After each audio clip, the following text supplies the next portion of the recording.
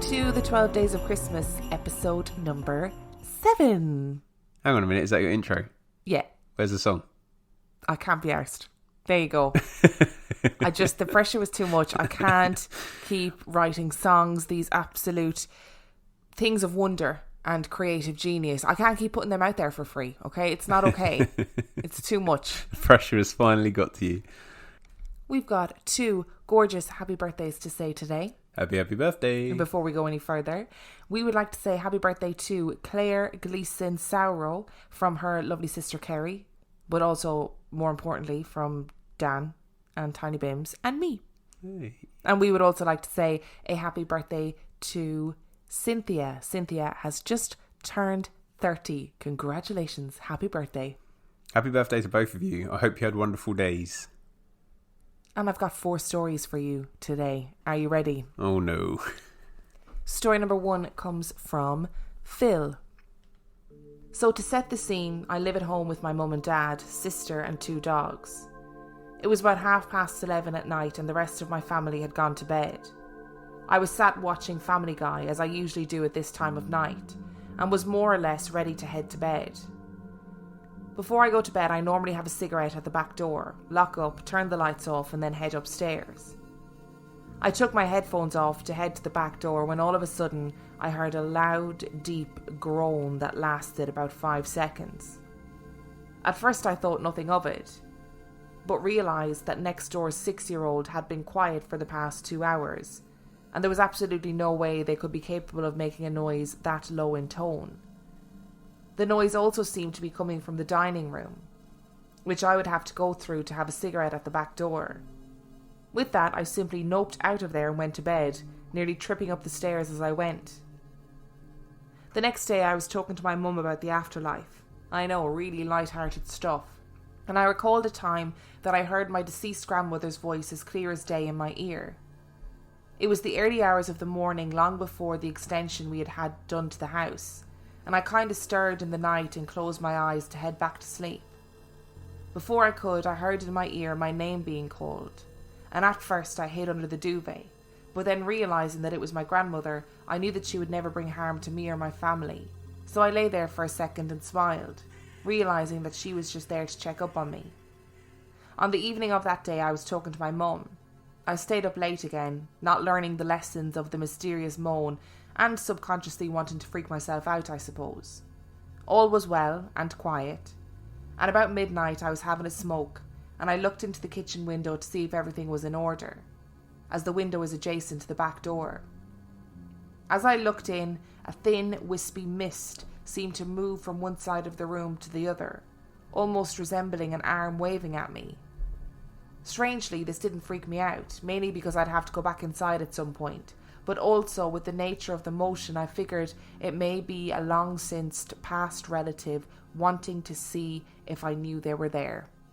Phil is my kind of fella.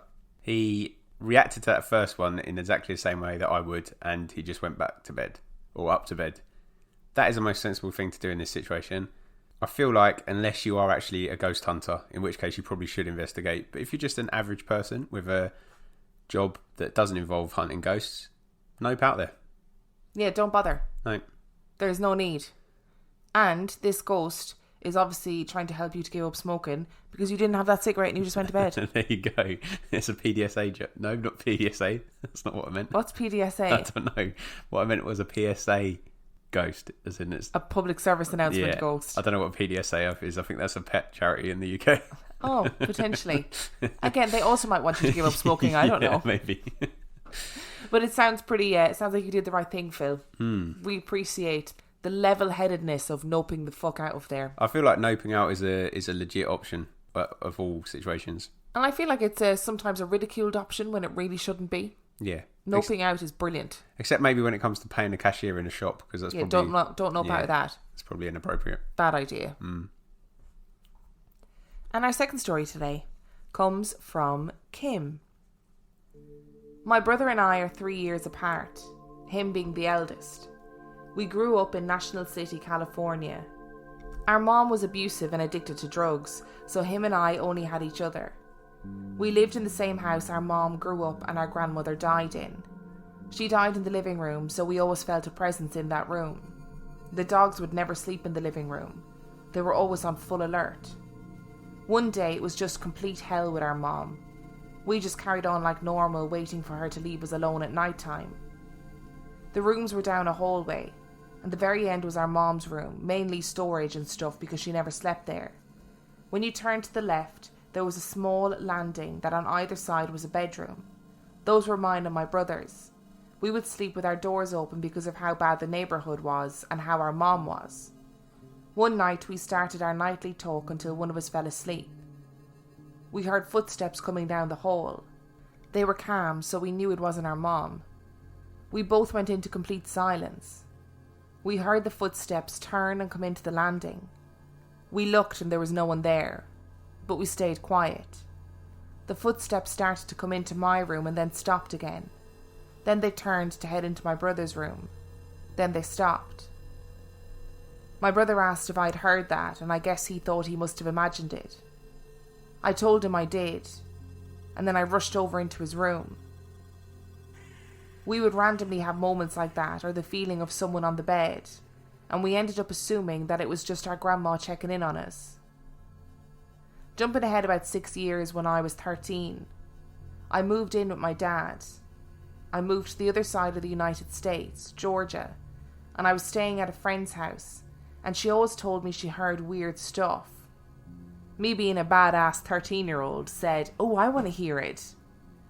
This encounter happened during hurricane season, go figure. Rain, lightning, and a bunch of storms. The lights went out, but her parents had a generator connected to the living room. We were playing a board game, and luckily we had lights and air conditioning still. While we thought we were having a totally fun night, there were several bangs towards the kitchen area. It was dark everywhere except in the living room. My friend's dad grabbed a flashlight to go and look in the kitchen. He flashed the light into the kitchen and every single cabinet door was open. And out of nowhere, they all slammed shut. We all jumped and her dad screamed at whatever was doing it. I got so freaked out and said that I wanted to go to sleep. I was in her little brother's room since he slept with his parents. I started to hear giggling. Now I was 13 years old and my friend and I aren't gigglers. It sounded like a little girl. I looked around to see what it could have been. There were no dolls or anything to make that sound. As I was looking all over the room and while I glanced past the window, I was immediately drawn back to look at it. A little girl with blonde hair that was in pigtails with ribbons was looking in the window. I told my friend, and she then told me that she had seen her before and that she carries a teddy bear with her. Why are they so common? I can't handle it. Why is it always little girl ghosts? Oh, I thought that was a rhetorical question. I didn't realise you were waiting for a response. I mean, it's kind of rhetorical, but I was hoping you might be able to give me a reassuring answer. No, I don't have one. Sorry. It's always a little girl, isn't it? And it's always creepy as, and laughing and giggling and playing with cabinets and holding a teddy bear and looking like Mr. Burns as a child. You are obsessed with this image of Mr. Burns as a child. I know the exact one you're talking about, the one where he's got the blonde pigtails and the teddy bear. Yeah. I totally see it. Well, that's what pretty much as that ghost was described, right? Next time, can you just write Mr. Burns as a child? Yeah, I think someone did once, right? instead of little girl ghost, because it'll make Dan feel better. And based off the evidence, and solely off the evidence, because obviously I wasn't there, and I don't know any more than you told us, but I am convinced that those footsteps that you heard with you and your brother was your grandma. Absolutely convinced. Yeah. Checking in to make sure that you're doing okay when your mum's behaviour wasn't the way a parent should behave towards their children. Definitely. 100%. Yep. Because there's nothing about that was, other than it being a ghost, obviously, there's nothing about it that was scary. Yeah, it was comforting, reassuring, going to each bedroom, checking on the kid. Yeah. Yeah, I totally agree. Definitely grandma. And our third story today comes from Jennifer. My uncle died in 1997 when I was about 6 years old. Though I don't remember it very well, I know it was a traumatic experience for my dad, grandparents, and everyone close to him. It was a completely unexpected death. He was in his late 40s and he passed away at home. He had meningitis but didn't realise the symptoms. He just thought he was feeling a bit under the weather, so took himself to bed. As far as I know, nobody in my family has ever experienced anything supernatural or ghostly, aside from this one time. A couple of years ago, my grandparents were away on holiday in America. They're pretty old school, and when they go away, they like my dad to go and check on their house every single day without fail. To check the post and generally make sure everything is running okay. To get to my grandparents' house, you drive along a main road that runs parallel to their street. When I was a kid, it was always tradition that when we drive down the main road, my dad would say, "Better glance to check they're in." And we'd all glance through the trees that separated the main road and their road, of course always seeing their car on the drive and the lights on in the living room. So my dad was driving to check their house one evening after work, just as it was getting dark. He had my stepmom in the car with him, and as they drove down the main road, in keeping with tradition, they glanced out the side of the car through the trees to the house. My dad said the lights in the living room were on, the curtains were open, and a silhouette of a man was clearly visible in the middle of the room. When he'd been there the evening before, the curtains had been shut and he hadn't touched them, and the lights had all been off. He told me he lost his shit, which is hard to imagine as my dad is a real mild-mannered man. And he was telling my stepmom to ring the police, there's someone in the house. They pulled the car up just a bit down the road from the house, and despite my stepmom's protests, he said he was going to have a look while they waited for the police to arrive. You can get into my grandparents' back garden by jumping a small wall and avoiding the front of the house. So he did just that, and let himself in the back door. He said when he got to the living room his heart was pounding like it's never pounded before. But as he opened the door, the lights were off, the curtains were drawn and nobody was there. He searched the whole house and couldn't find a thing. They were both mega freaked out, as they'd both seen the same thing. A man stood in the window and the lights were on. It wasn't until they managed to convince themselves that they were both seeing things, and all was well so they could go home for the night, that they noticed a few photos of my uncle that usually sit pride of place on the mantelpiece were all knocked facing down, but photos of other family members were all perfectly in place. It might sound like a bullshit story to some people, or even the photo thing being a coincidence, but I certainly like to think it was my uncle popping back to say hello, and scare the shit out of his brother, who we always did like to wind up. Obviously, I believe all stories that we get sent, and all stories that you read me, and every anecdote about ghosts, because I believe they're real. But I always think, when it's one person witnessing these things, and then when they go back and look, it's not how they saw it, there's always a question of doubt around it. But in this story, you've got the corroboration of the stepmom. So 2 people saw it. So 2 people saw the windows open. No, not the windows, the curtains open, the lights on, and the silhouette. And then when they went in, it was different.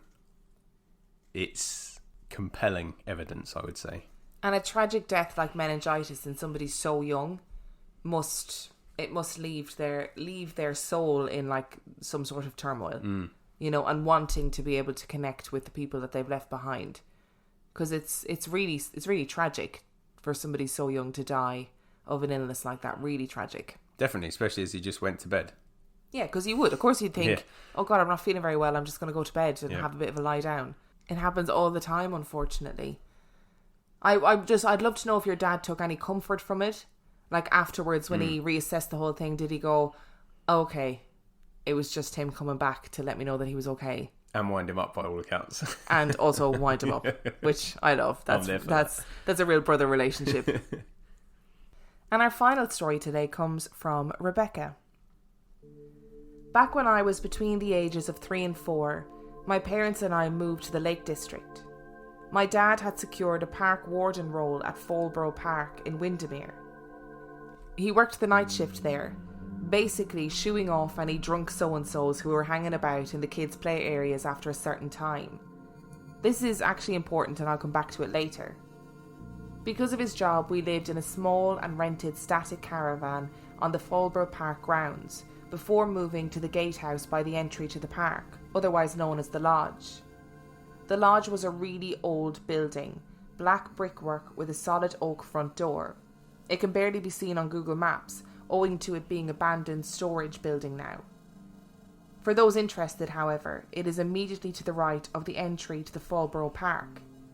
The garden at the time I lived there was neatly tucked away and surrounded by evergreens to hide the private life from view. It was a semi-detached property, and as such we had a young family also living next door to us. Again, more on that later. Like I say, I had not long turned 3 when we moved there, so still in that terrible 3s stage of life. By all accounts I was a healthy baby, no major life traumas at a young age, albeit very clumsy, and also adorable, that I often wonder what on earth happened to me as I grew up, but I digress. Not long after moving into the lodge, events started to unfold. I started to act up before bedtime. This was a tad unusual, as I'd always been praised by my ability to sleep anywhere and everywhere, but I apparently, according to my parents, started to kick up a fuss about going upstairs to bed. To put this into context, I had to be prescribed mild sedatives to go upstairs to bed. I'd gotten to the stage where I would be gripping the banister at the foot of the stairs and the door frame to the living room, also at the foot of the stairs, screaming myself red in the face. Evidently something had spooked me, but my parents couldn't figure out what it was. Things got to a point that even when in bed, I could be heard whimpering, "Oh dear, oh dear, oh dear." And Dad had to stay sat on the top stair before going to work, reassuring me that everything was okay. It was an old house, or birds were nesting in the roof, or its bats heading out for the night living in the roof. This still didn't help, but eventually we all learned to manage it. I hasten to add that the little girl who lived next door to us also had problems getting to sleep at night. One morning, however, Mum woke up a tad bleary-eyed, and when walking to the kitchen, she brushed past a man. Still in her sleep-like stage, she wished Dad a good day at work. But she soon snapped awake when she realised that Dad wasn't back from his late shift yet, and the figure she had brushed past had been a shadow figure which suddenly disappeared. From then on, my mum started to notice things in the house. Dad wasn't having an easy time of it as a park warden either. One of the key things he experienced regularly were burglar alarms going off, but there was no burglary reported. One particular incident happened towards the close of his shift.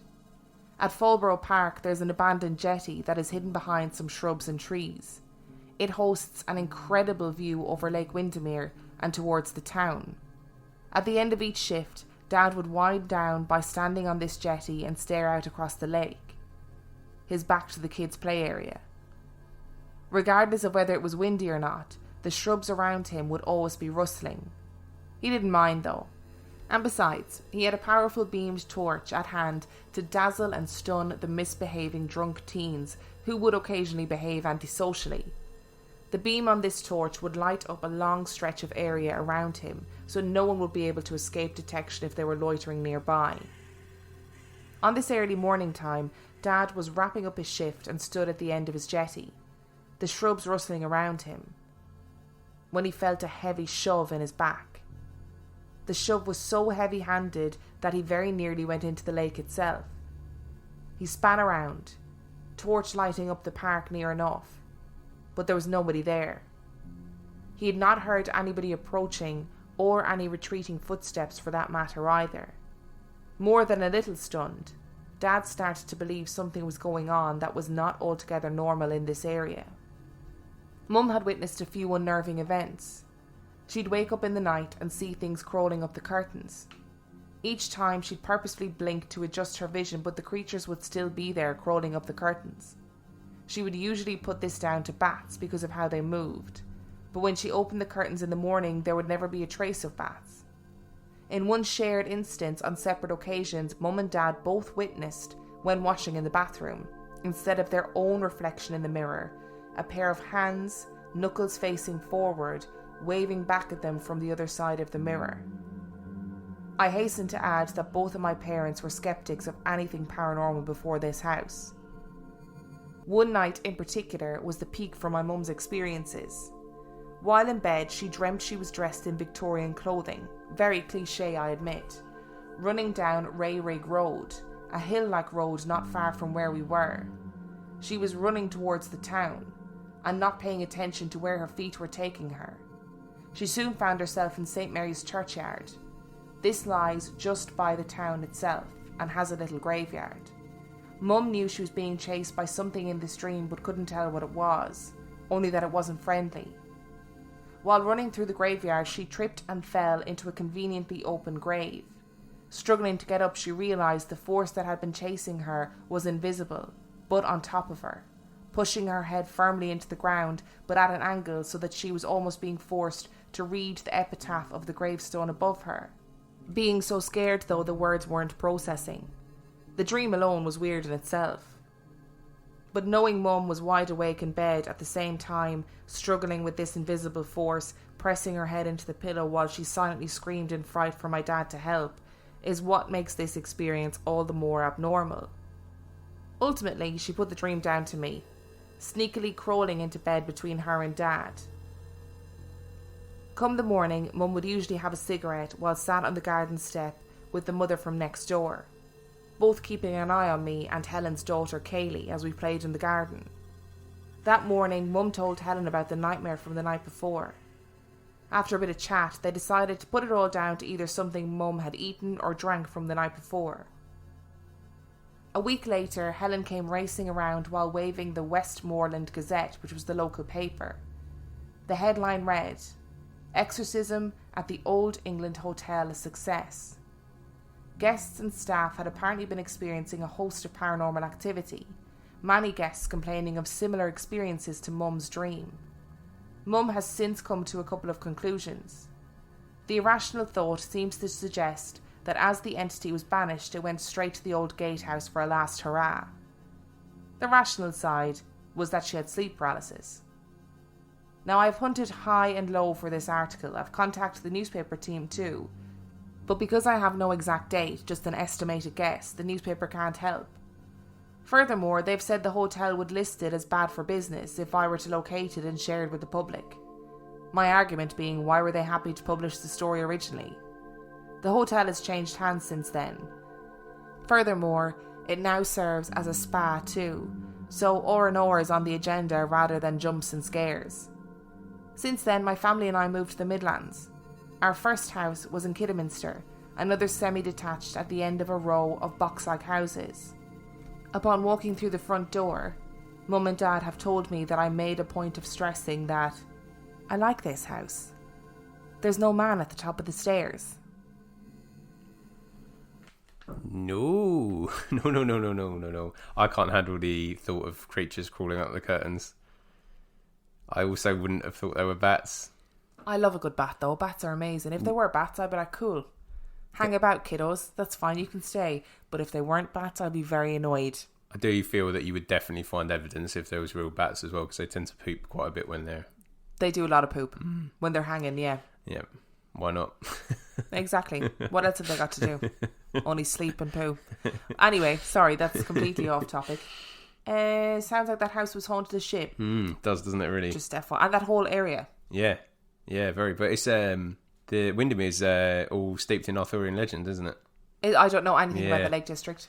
I'm pretty sure it's that's where Arthur did some business. Arthur did whatever Arthur did. Is he the guy with the round table? Yeah. And the big sword? Yep. Gotcha. Yep. Not a euphemism, by the way. Oh, and wizard stuff. Yep. Yeah, I'm not very good on that legend. I don't really know what happened or what it. Don't tell me now, but yeah, okay. Probably not the time or the place. No, is it? No, really isn't. But yeah, that sounds really scary. And this person's sleep issues must have been out of this world. Yeah, my granddad, a sedative to be prescribed. When my sister was a little bit under the weather when she was staying with my nan and granddad, my granddad helped her sleep with whiskey and hot milk. I think that was quite common though. That is a very old school answer to a lot of things. Yeah, I don't think my mum was best pleased at the time. In Ireland, they used to put kids' dodies into whiskey when they were teething. What do you call them? You don't call them dodies. Soothers, dummies. Yeah. So pacifiers, I think that's for you American people. Yeah. So I think that was quite common actually. How frustrating must it be to be a park ranger, a park warden, or a security guard and keep having to go to alarms of any type that are tripping only to find that there's nothing there. No, and the other problem is that you would have to go every Yep, time, of because the course you one would. time you didn't go Yep. would definitely be the time there was an actual burglary. Party of school children burned to death or something. Yeah, and you'd be like, oh, brilliant. And they'd go, why didn't you go? And you'd go, I actually don't have a reason other than I couldn't be bothered because all the other times it wasn't a burglary. That's not going to Yeah. fly in court, I think. No. So if you enjoyed today's episode, you can find everything that you need to know about us on reallifeghoststoriespodcast.com. You can email us on reallifeghoststoriespodcast@gmail.com, where you can submit your own spooky story. You can find us on Patreon, patreon.com/reallifeghoststories, where for $5 a month or $2 a month, you get access to heaps of extra content. And on that note, we shall see you tomorrow. Bye.